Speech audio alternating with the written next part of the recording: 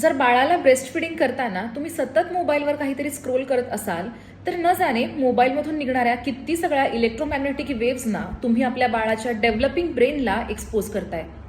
एक्सरेसच्या ionising रेडिएशनपेक्षा मोबाईलमधून निघणारे हे नॉन आयोनायझिंग रेडिएशन्स थोडे कमी हार्मफुल आहेत, पण आपल्यापेक्षा किंवा अडल्ट ब्रेनपेक्षा हा डेव्हलपिंग ब्रेन 2 ते 3 पटींनी ह्या रेडिएशनचं जास्त ॲब्झॉर्प्शन करतो. त्यामुळे तुमच्या लहान मुलांपासून हा मोबाईल फोन दूर असलेलाच बरा. दुसरी महत्त्वाची गोष्ट म्हणजे जेव्हा एखादी आई आपल्या बाळाला ब्रेस्ट फीड करत असते तेव्हा आई आणि बाळाचं कनेक्शन डेव्हलप होत असतं. बाळ सुद्धा आपल्या आईच्या डोळ्यांमध्ये पाहून कनेक्ट व्हायचा प्रयत्न करत असतो.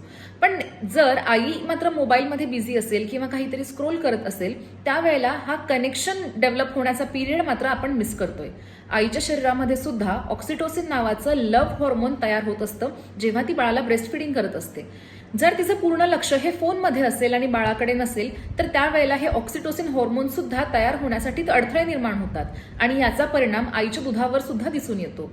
So dear mommies, breast feeding करताना बाळाशी बोलायचा प्रयत्न करा किंवा जर तुम्ही थकला असाल तर शांतपणे बाळाच्या डोक्यावरून हात फिरवायचा प्रयत्न करा. पण तुमच्या ब्रेस्ट फिडिंग मधून होणारं आई आणि बाळाचं इमोशनल कनेक्शन आणि त्यातूनच होणारी बाळाची ब्रेन डेव्हलपमेंट यामध्ये मोबाईलचा अडथळा बनू देऊ नका.